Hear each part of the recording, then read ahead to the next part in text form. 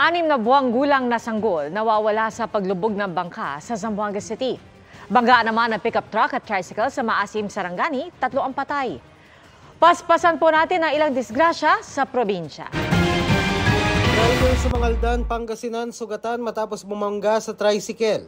Kita sa CCTV na na-overtake ng truck ang tricycle pero nabitin kaya hindi nakaiwas sa paparating na motorsiklo.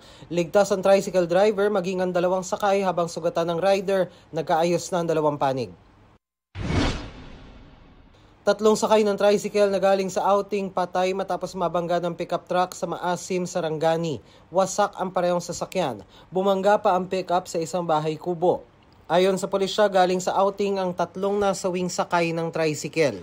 Nakaligtas ang driver at isa pang pasahero. Hawak na ng pulisya ang driver ng pickup na umano'y lasing. Hindi siya nagbigay ng pahayag.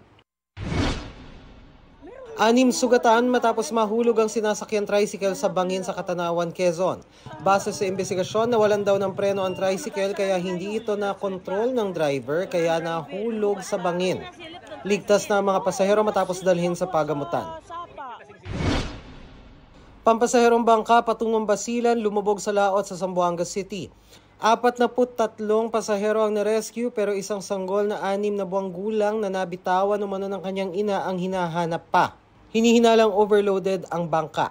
Sinusubukan ng GMA Integrated News na kunan ng panig ang operator ng bangka pero wala pa itong tugon. Para sa GMA Integrated News, Dano Tingkung ko, Nakatutok 24 Oras. Mga kapuso, patuloy na tumutok sa mga balita, mag-subscribe sa GMA Integrated News sa YouTube. Sa mga kapuso abroad, samahan niyo kami sa GMA Pinoy TV at www.gmanews.tv.